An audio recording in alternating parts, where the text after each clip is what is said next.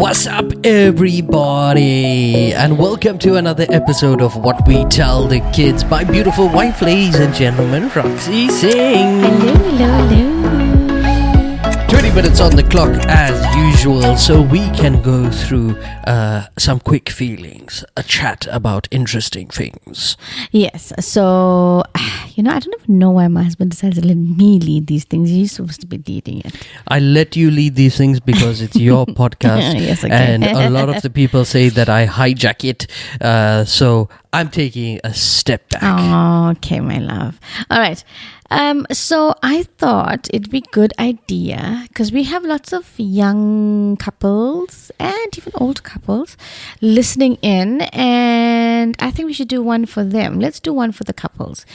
And I think the best one to do for this week's podcast is let's do some romancing in marriage. I don't do romance. Romance. Yes.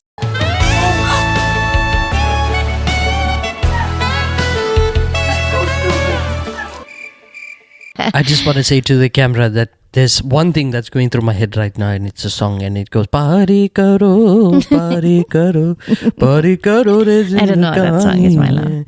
I may have minced the words up on that one, but yes. All right, let's talk about it. Romance and date nights. Now, one thing that I will chip in to say is that after having our almost 2-year-old son, all of the dates and the romance and sort of that sort of thing took a back seat. And if you look at Western culture, it's extremely important to reignite the romance and to keep that love alive. It's not something so much taught in Eastern culture, taught in Eastern culture, mostly because our parents, I don't know, I'm not even going to reference our parents. It's mostly because the people around us within our Eastern culture generally are raised to go to work, come back home, your wife is your wife, your husband's your husband. And if you were lucky enough to see your parents kiss, good for you. I think, you know what? I think it's the old school mentality. Again, because our parents didn't really do much of the romancing thing around us. So we grew up in our homes thinking it's taboo to show affection, and it's disrespectful, and it's not nice, and you shouldn't touch your husband, you shouldn't go near him. But I also think that this day and age things are changing, and people have changed, and they are a little bit more open to those type of conversations, merely because the divorce rate and the amount of affection that one can show others rather than their own spouses is now being brought to a reality by their spouses. So wives are no longer just sitting and saying, oh no, it's okay, you don't have to show me affection, and then you go out in public and you show some other woman affection. Women are not taking it anymore. So they want to be heard, they want to be seen, they want to be loved. And I completely agree. I wouldn't want my husband smiling and laughing to some other woman, and he can't smile and laugh to me. Absolutely. So, but there's also a line that you must draw, especially when it comes to the parent and elderly dynamic. Of course. You need to respect the boundary that exists. You see, it doesn't mean that because we were raised in households where affection wasn't widely seen and it is considered taboo, etc., etc., etc., because we do it now within our own home, it doesn't mean that we need to subjectify our adults in our lives, seniors, grandparents, fathers, mothers, etc., to witness it like a stick in their heart to say that you're a bad parent, because this is how it actually should be done. They are amazing parents. Of course, I completely agree. I'm just saying that it is more acceptable now. And I think the parents of this day and age are a little bit more accepting of their kids showing that kind of affection to their spouses. I know for me personally, if my daughter had to bring home a boyfriend, I wouldn't be very happy to see them snogging. Snogging, a new dictionary word for kissing. Yeah, I wouldn't be very happy to see them snogging in front of us.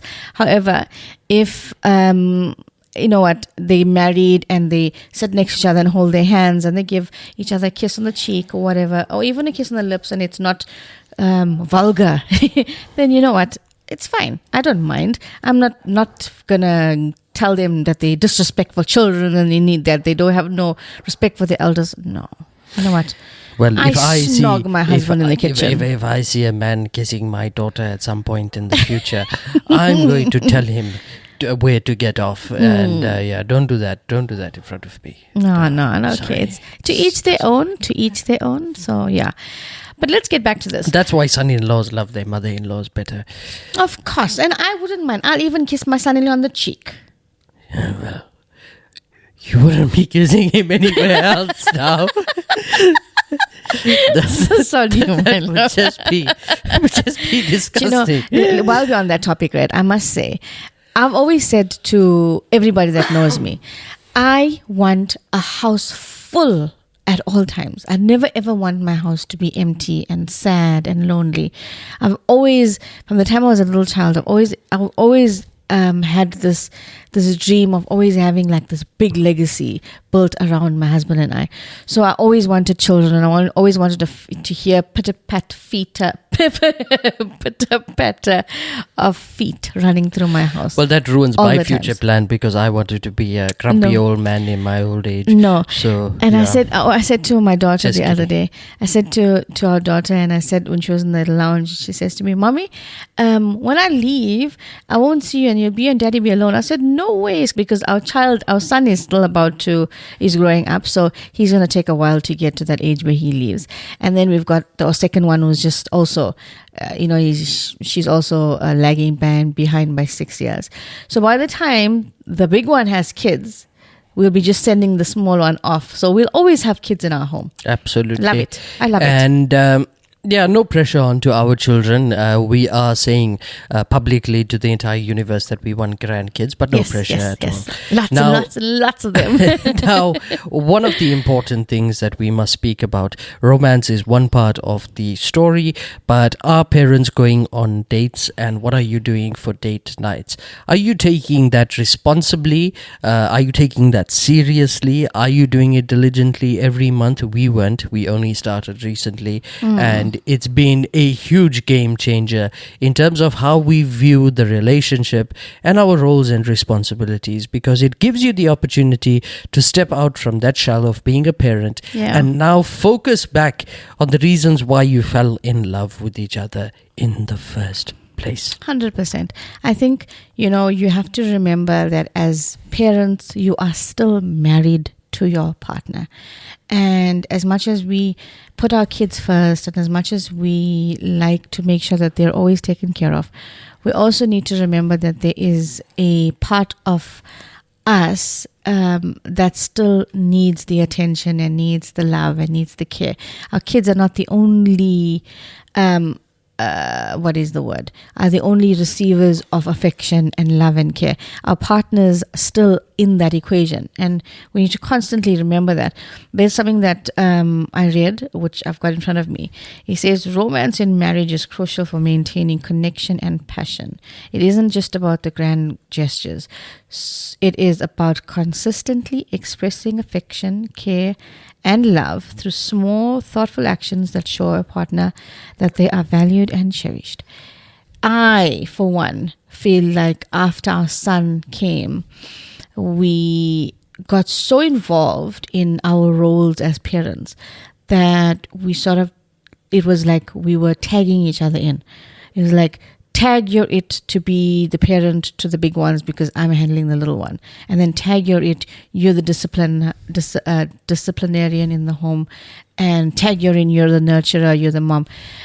We forget that we needed each other in that instant. And recently, my husband has become this amazing romantic little man that just comes out.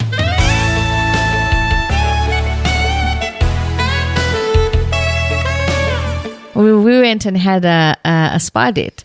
3 weeks ago? Hey? Mm-hmm.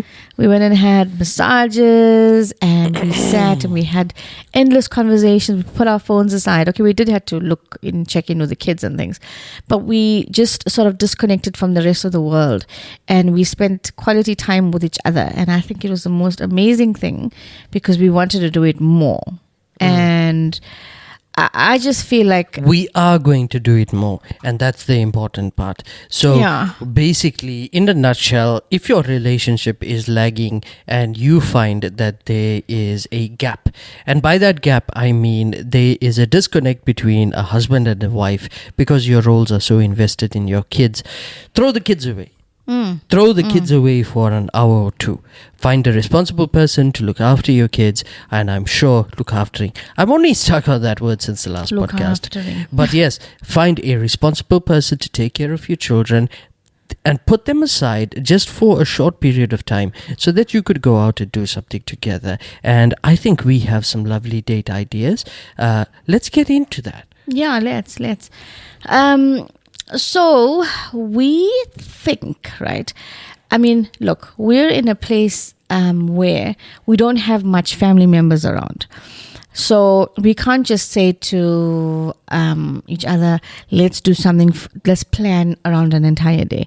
We have to make sure that our kids are well taken care of. And we can't just leave them with anybody because... We also don't want to do that. I mean, we have a 2-year-old child. Yeah. So irrespective of how much of plans you put in place, if you say I'm dedicating 12 hours to something romantic as a getaway, it's physically impossible Yeah, if you're you're not a gonna parent enjoy because yourself. mentally you're only thinking about your kids back 100%, home, yeah. right? So we shortening it down. Don't start elaborate and go with plans that are over 18 hours and 24 hours and a big getaway across the ocean. Keep it lightly, keep it small, and from there, keep it small, keep it prioritized to a certain amount of time, as with any other activity, so that you can make the most of it. That's important. So I have put together a little list that I think would work. And number one is the spa night or spa date. So we had that couples massages, and there are a few affordable ones as well as some nice, a little bit more expensive ones in the area, in and around Durban. There are daytime spas, there's weekend spas, there's even night spas. So depending on what your plan is for your kids, if you have someone to babysit, if not, there are also options where some places have babysitting facilities, if that's something that you want to do, or otherwise you can just bring the spa home, because I know there are mobile spas these days. They have technicians that to come to your home, they set up everything, and then you can do it at the comfort of your own home. I think that's an incredible one. I also want to note that for us personally, we don't do the night spas and stuff like that. The simple reason is that we live in South Africa, right? And if I'm entrusting another person to look after my kids, I don't think in the back of my mind that they are safe. I always feel like they're unsafe. True. Sorry to anybody who's ever babysat for us, but it's a natural tendency for parents. So I like to do things not within the witching hour and while the sun is up. And irrespective of what time you go, day or night, trust me when I tell you, you may not think your body requires the relaxation from a good massage, but it actually does. It's Go in amazing. and experience it, and it's a wonderful way to reconnect with your partner. It is. The other one that I have actually quite enjoyed, which we've done already, was we've revisited quite a few places that we went on dates prior to having kids, right? So Or being married. Or being married, yeah. So we went to the restaurant that we went to when we were still dating, hey? Yeah. And it was such a nostalgic moment, to be honest. I enjoyed every minute of it. 1904 in I will- Kloof. What a wonderful restaurant. I will forever sing its praises. The place is amazing. The service is amazing. And the scenery and the setup is just so comfortable. And obviously you have to make a reservation. Am I correct? If you want to go to 1904 over a weekend, Friday, Saturday, I'm not sure about Sundays, use their Dine Plan platform to make your reservation, because you don't want to miss your seat, right? And people are reserving those seats over a weekend because the food is great and the atmosphere is wonderful. Of course. And It's also not halal friendly, so just a word of advice. heads up. on that. All right. So it is an American bistro style restaurant. It gives those what is that movie? Sweet Valley High vibe. So yeah, I love it. It's wonderful, but the point of it is go back to dates that you used to have in the past while you were dating. Yes. It's going to be magical to relive those It's memories. amazing. All right. And then the other one that I've seen not long ago was the sip and paint. But obviously sip and paint happens with alcohol. Not everybody does that. But a friend of mine that I travel with, actually, she was telling me that she bought this canvas from, where was it? Clicks or Discam, or was it? What is it? Pep? I don't know. One of the retail stores. It was a local one, and Crazy Store. Sorry, that's what it was. And on that canvas, it gives you the paints, the paintbrushes, and it gives you a little paint by number thing. And apparently, she says it's so amazing because I've seen her completed work. It was quite good. I think that's a brilliant idea. Make some milkshakes, make some coffee, whatever it is. When the kids go to bed, light some candles, go sit on the table and have that done, because I think that's an amazing idea. Definitely a wonderful way to connect. And I was an art student. I love it, and I love the idea of it. It's not something that we've done already, but it is something we intend on doing. And I'm going to let my wife go through the remainder of the list and let her serenade you with all these romantic things that you can do with your partner. All right. So the other one that I quite like is the learner dance. We also haven't done this one, but I've seen that there are quite a few people that are doing it in groups. So it's like find a person that you, or a couple that you also know that would love to do it with you, and you go onto YouTube or you go onto a dancing class and actually get it done online. So you put it on your TV and you learn how to dance, whether it's salsa, ballroom dancing, whatever it is. You can even do it with your kids. I mean, it's amazing. There's so many things that the internet sounds provides. lovely, but if you have two left feet, then sad for I you. have two left feet. Yeah. And then the other one, I think, is the cooking classes. Look, this is something I did on my own, right? And I must say, I loved it. There is also a a woman that does it, and I'll get her details, but she does an online cooking class. Maybe I can put it up and I'll show you to you, but she does an online class with you. If you want to do it that way, it's amazing. Still same like getting into their classes, but it's obviously virtually. Look, we can give you a ton of personal recommendations, but ChatGPT, Google, and anything you and your partner, don't ever forget this, anything you and your partner romanticize doing together as just a cute getaway for the two of you for a couple of hours. My encouragement is go out there and just goddamn do it. Do it. Yeah, so you're right.